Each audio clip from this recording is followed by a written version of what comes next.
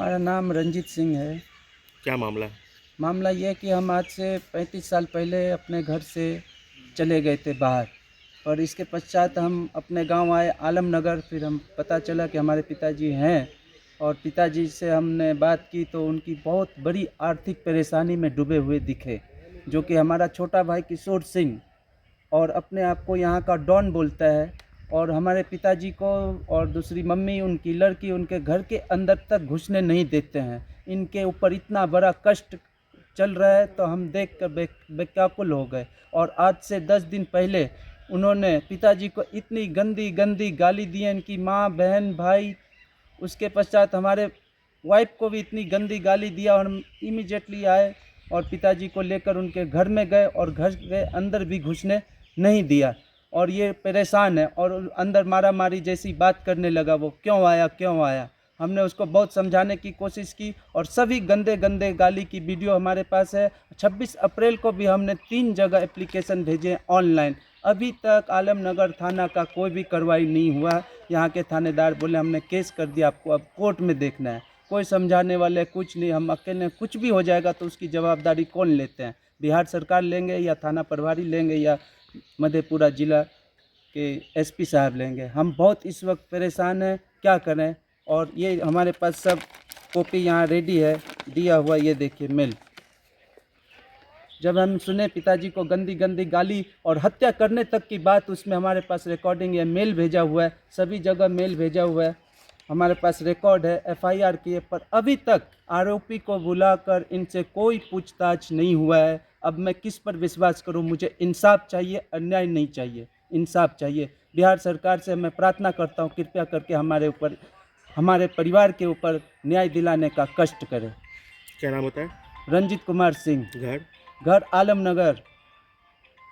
मामला सर ये है कि हम जब भी घर आते हैं तो हमारे घर में घुसने से हमारा छोटा लड़का मना करता है, और घर को हम कब्जा करके रखे हुए हैं, जबकि उसको बांट कर दिए हुए थे। तो मेरा रूम, मेरा आंगन, पानी सब वो कब्जा किए हुए हैं।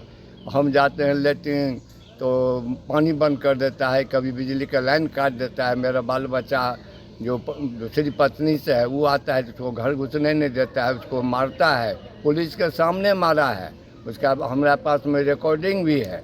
पुलिस के सामने उसको मारने लगता है, जानलेवा हमला करता है। कपार फोड़ दिया था पटना में, जिसके लिए केस भी चला उसके ऊपर में, और बाद में जाकर कंप्रोमाइज होकर वो केस समाप्त हुआ है। एक बार नहीं, कई मामला में वो मतलब वो अच्छी है, मुजरिम है। आलमनगर थाना में भी उसका 4 से 5 केस है, पटना में 4 से 5 केस होगा।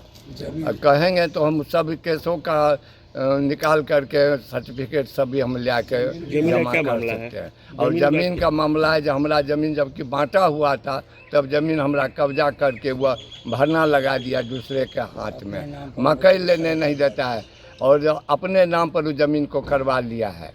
टोटल ज़मीन जो चाहता है कि हम कब्जा कर ले, ये मर जाए। कभी हमको एक्सीडेंट होने के बाद पहला दिन तो आया, लेकिन उसके बाद से कभी देखने के लिए नहीं गया।